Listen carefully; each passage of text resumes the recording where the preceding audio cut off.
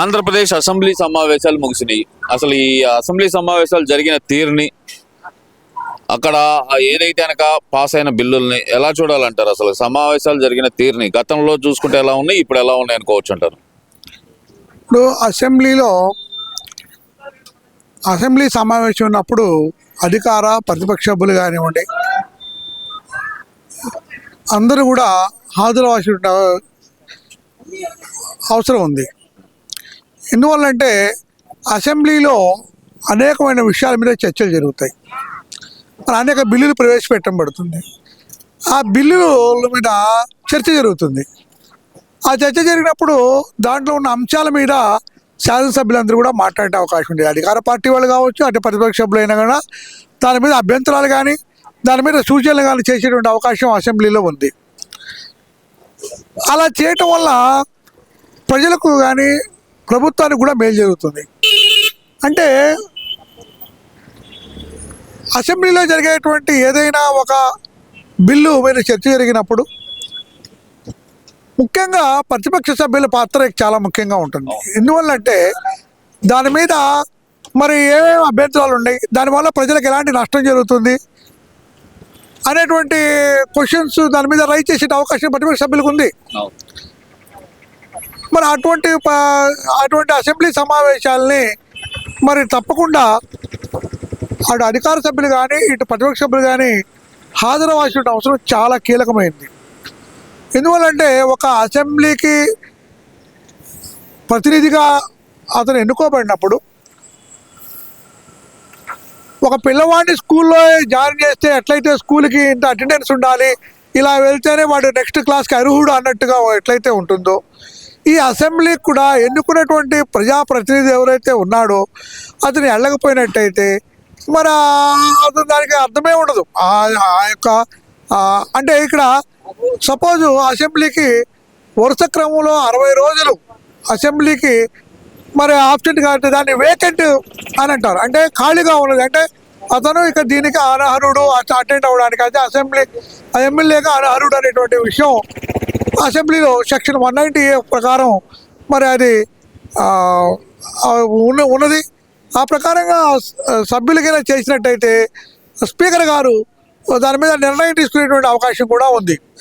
అయితే అంటే ఇప్పుడు వాళ్ళు అంటుంది ఏంటంటే గతంలో చంద్రబాబు నాయుడు గారు రాలేదు కదా, మళ్ళీ ఇప్పుడు మా మీద కొత్తగా ఈ రూల్ ఏంటి అంటే మమ్మల్ని బెదిరించడానికి చూస్తున్నారా అంటూ వైసీపీ నాయకులు అయితే ఒక మాట మాట్లాడుతున్న తీరు, మరి దాన్ని ఎలా చూడాలంటారు? మరి ఇప్పుడు రూల్ అయితే ఉందండి, అది తీసుకోపోవడం అనేది ఆ ప్రభుత్వంలో లేదా అసెంబ్లీ స్పీకరు మీద ఆధారపడి ఉంటుంది. ఇప్పుడు మన తెలంగాణ చూసుకున్నట్టయితే అక్కడ చాలామంది తెలంగాణ ఎమ్మెల్యేలు కాంగ్రెస్కి అనుకూలంగా ప్రవర్తిస్తూ ఉన్నారు.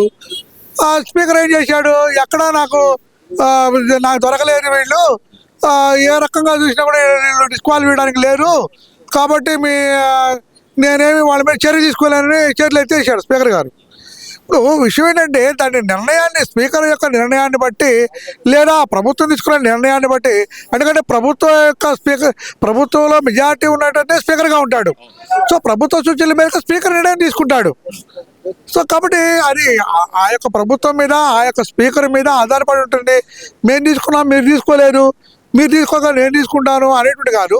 అక్కడ రూల్ ప్రకారం అవసరాన్ని బట్టి మరి ఇప్పుడు అసెంబ్లీకి వెళ్ళాల్సిన బాధ్యత ఉంది ప్రజాప్రతినిధికి. మిమ్మల్ని ఎన్నుకునే ప్రజలు ఎందుకు ఎన్నుకోవాలి? మీరు అసెంబ్లీకి వెళ్ళినప్పుడు మిమ్మల్ని ప్రజలు ఎన్నుకోవాల్సిన అవసరం ఏముంది? అంటే అక్కడికి వెళ్తే వాళ్ళు మాకు మైక్ ఇవ్వని కాడికి మేము బయట మీడియాలో కూర్చొని మాట్లాడితే సరిపోతుంది కదా అనే మాట అయితే వాళ్ళు గట్టిగా ఉటంకిస్తున్న మాట. మరి ఇప్పుడు ఎక్కడా లేదు, కొత్త రూల్ ఆంధ్రప్రదేశ్లో తీసుకొస్తారు, దీనివల్ల ఎవరిని ఇబ్బంది పెట్టాలని చూస్తున్నారు మీరు అంటూ వాళ్ళు ఎదురు ప్రశ్నించే పరిస్థితి అయితే ఉంది వైసీపీ నాయకులు. మరి దాన్ని ఎలా చూడాలంటారు? మైక్ ఇవ్వడం అంటే అక్కడ రూల్స్ ఉంటాయి, సంఖ్యను బట్టి పరిస్థితిని బట్టి ఎంత టైం ఇవ్వాలనేది అక్కడ నిర్ణయించబడుతుంది.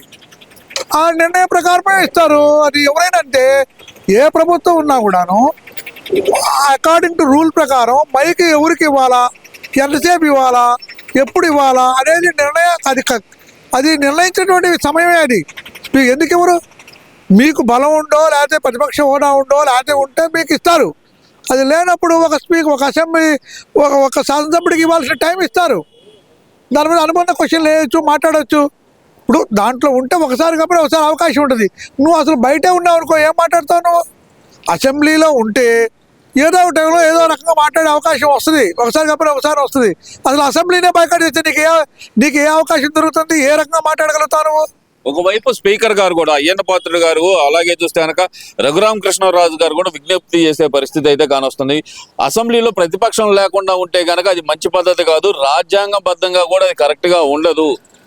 మీరు రండి, మీకు తగిన గౌరవం ఇస్తాం, తగిన సమయం ఇస్తాం అని చెప్పి ఇద్దరు విజ్ఞప్తి చేస్తున్నా సరే వీళ్ళు నెగ్లిజెన్స్ గా వెళ్లకుండా ఉండటాన్ని, అదేమంటే కనుక జీతాల కోసమే మా వాళ్ళు బతకట్లేదంటూ జగన్మోహన్ రెడ్డి గారు చెప్పటాన్ని అసలు ఎలా చూడాలంటారు? ఇప్పుడు ఒక విషయం అండి, అసెంబ్లీకి రావాల్సిన బాధ్యత ప్రతి శాసనసభ్యుడికి ఉన్నది. ఇప్పుడు మేము రాము, మేము జీతాల కోసం ఆధారపడలేదు అన్నప్పుడు మరి ఇంకా నీ ఎమ్మెల్యేలకు నించోవాల్సిన అవసరం ఏముంది? మీరు ఇప్పుడు మిమ్మల్ని ఎన్నుకుంది ప్రజల సమస్యల కోసం పంపించారు, ప్రజలను ఎన్నుకున్నారు. మీరు అసెంబ్లీలోకి వెళ్ళి రైట్ చేయండి, ఆ సమస్యలు మాట్లాడండి, మా నష్టం జరిగే విషయాలు మీరు మరి ప్రభుత్వాన్ని దృష్టి తీసుకురండి అని చెప్పి మేము పంపించారు. పంపించినప్పుడు మేము వెళ్ళము, మేము మా జీతాల కోసం రాలేదనంటే అది ఎట్లా కుదురుతుంది? జీతాల కోసం మరి దేనికోసం వచ్చినట్టు వాళ్ళు? ఇప్పుడు ఎవరైనా కూడా అసెంబ్లీగా ఎన్నుకోబడినప్పుడు రావాల్సిన డ్యూటీ ఉంది, మేము రాము మా జీతాల కోసం కదా. మరి ఎందుకు వచ్చారు? మీరు దేనికోసం వచ్చారు అని ప్రజలకు చెప్పాల్సినటువంటి బాధ్యత వాళ్ళకు ఉంది. ఒకవేళ కనుక ఇప్పుడు ఆంధ్రప్రదేశ్ లో కొత్తగా ఈ చట్టాన్ని ఏదైతే ప్రజాప్రతినిధుల చట్టాన్ని అమలు చేస్తే గనక దానిలో కోర్టులో సవాల్ చేసే అవకాశం ఉందంటారా? కోర్టులో నిలబడే అవకాశం ఉందంటారా స్పీకర్ నిర్ణయం? అసలు నాకు తెలిసి కోర్టులో కూడా దానికి అసెంబ్లీ నిర్ణయానికి కట్టుబడి ఉండాలి. ఎందుకు? ఉదాహరణకు ఏంటంటే కొన్ని చట్టాలు ఉన్నాయి, కొన్ని రూల్స్ ఉన్నాయి, అవి అసెంబ్లీ పరిధిలోనే పరిష్కరించమంటారు సుప్రీంకోర్టు కానీ ఏదైనా కానీ. అవి వాటి విషయాల్లో జోక్యం చేసుకోదు సుప్రీంకోర్టు కూడాను. సో కాబట్టి ఇప్పుడు కోర్టు కూడా నాకు తెలిసి, ఇప్పుడు జడ్జి గారే ఉన్నాడు, ఆయన పని ఏంటి? పొద్దున్నుంచి ఆయన దాకా 5 10 వచ్చాడు, 5 దాకా ఆయన అది కేసులని విని దానికి సంబంధించినటువంటి జడ్జిమెంట్స్ ఇస్తారు. అవన్నీ కేసు పరపరాలు పరిశీలించి ఆయన డ్యూటీ ఆయన చేస్తారు కదా. మరి నీ డ్యూటీ అంటే అసెంబ్లీ రావాలి, దాని మీద ప్రశ్నలు వేయాలి, ఎన్నుకుందే నేను అందు కదా. మరి నువ్వు రాకుండా నేను కోర్టుకు వెళ్తాను, నేను అక్కడికి వెళ్తాను అంటే అది మరి న్యాయస్థానం కూడా ఆలోచిస్తే కదా నువ్వు ఎన్నుకున్నావు, నువ్వు ప్రజలకు ఏం చేయడానికి వచ్చి ఉన్నావు, నీకు ఏ విధంగా నేను రిలీఫ్ ఇవ్వాలి అని ఆ క్వశ్చన్ సుప్రీంకోర్టు కూడా క్వశ్చన్ చేస్తుంది, హైకోర్టు అయినా క్వశ్చన్ చేస్తుంది. దాన్ని ఏ విధంగా సమర్థనీయమైనటువంటిది కాదని, తప్పకుండా రిలీఫ్ అనేది రాదు. వాళ్ళకి ఇంకా బాధ్యత గుర్తు చేస్తుంది కోర్టు. అయ్యా మీరు ఎన్నుకున్న దీనికి ఈ సమస్యల మీద కంపల్సరీ అసెంబ్లీకి వెళ్ళాలి, మీకున్న నిర్ణీత టైంలో మీకు ఇస్తారు. తప్పనిసరి శాసనసభ్యుడికి ఎంత టైం ఇవ్వాలో అంత డబ్బు ఇస్తారు. నేను శాసనసభ్యుడి టైం కాకుండా నేను ప్రతిపక్ష హోదానో లేకపోతే పొద్దుగుల మైకి ఇవ్వమంటే ఇవ్వరు. దానికి ఏ ప్రభుత్వం ఉన్నా ఒక రూల్ ఉంది. ఆ అనుబంధ క్వశ్చన్కి ఒకటి ఇస్తారు, ఒక మాట 2 మాటలు మాట్లాడతాడు ఆయన శాసనసభ్యుడు, దానికి మంత్రి వివరణ ఇస్తారు. మళ్ళీ స్టార్ట్ ఇచ్చినప్పుడు మళ్ళీ ఆ సభ్యుడు లేచి మళ్ళీ అడగొస్తారు మీరు క్వశ్చన్ అని ఏదో అవకాశం ఉంటుంది. అది మీరు అసెంబ్లీలో లేకపోతే అవకాశం ఏడ నుంచి వస్తుంది? అసెంబ్లీలో ఉండాలి కదా, మీరు ఉండాలి. ఉండటం వల్ల మీకు మంచి జరుగుతుంది, నష్టమేం జరగదు. మీ ప్రజలు కూడా అరే మా ఎమ్మెల్యే గారు పొద్దుగులు అక్కడ మా శాసనసభ్యుడు అసెంబ్లీలో ఉంటున్నాడు, మా కోసం పనిచేస్తున్నాడు అనేటువంటి ఒక మెసేజ్ కూడా వెళ్తుంది. అంటే ఇప్పుడు ప్రజల్లోకి వస్తాను, ప్రజల తరపున పోరాటం చేస్తాను, ప్రజలతో పాటు కలిసి నడుస్తాను 1 సంవత్సరంన్నరలో అంటున్న జగన్మోహన్ రెడ్డి గారు, మరి ఇప్పుడు ప్రజా సమస్యలు చాలా ఉన్నాయని చెప్తున్నారు కదా, మరి వాటి మీద గళం ఎత్తడానికైనా సరే అసెంబ్లీకి రావాలి కదా, ఎందుకు రాలేకపోతున్నారు అనుకోవాలంటారు? ఇక ఆయన ఏమంటారు, నాకు ప్రతిపక్ష హోదా ఇవ్వండి అంటారు. ప్రతిపక్ష హోదా ఇవ్వడానికి అక్కడేమో మెజార్టీ లేదు, ప్రతిపక్ష హోదాకు ఉండాల్సినటువంటి మెజార్టీ లేదు వాళ్ళ దగ్గర, అసెంబ్లీ స్థానాలు లేనప్పుడు ఇవ్వరు. ఆయన ఏంటి ప్రతిపక్షప్పుడు ఇస్తే ఆయనకు ఎక్కువ టైం ఇస్తారు. ప్రతిసారి ప్రతి క్వశ్చన్ మీద వాటి మీద మాట్లాడే ఒక అరగంట మాట్లాడే అవకాశం ఇస్తారు. ఇప్పుడు అవకాశం లేరు, శాసనసభ్యుడిగానే పరిగణించారు కాబట్టి ఆయన మాట్లాడడానికి తక్కువ టైం ఇస్తారు. కాబట్టి ఆయన ఏంటంటే ఫోకస్ అవ్వరు, కాబట్టి ఆయనకి ఇంట్రెస్ట్ లేదు రావడానికి. అసెంబ్లీకి వచ్చి నేను ఒక మామూలుగా స్టూడెంట్ లాగా ఎలా ఉండాలి, నేను ఒక స్కూల్లో లీడర్ అంటారు ఆ రకంగా ఉండాల్సిన, నేను ఆయన స్కూల్లో స్టూడెంట్ లాగా ఎలా ఉండాలనే ఆలోచన మీద ఆయన ఏంటంటే నేను ఒక శాసనసభ్యుడిగా ఎలా ఉంటాను, నేను ప్రతిపక్ష హోదా ఉండాలి కదా నాకు అనేటువంటి, ప్రతిపక్ష హోదా ఉండాలి అని అంటే దాని తగ్గట్టు గతంలో పనిచేసి ఉండేది. అది అప్పుడే ఆలోచించుకొని ఉండాల్సింది. మరి ఈరోజు బాధపడితే ఎక్కడి నుంచి వస్తుంది? రాదు కదా.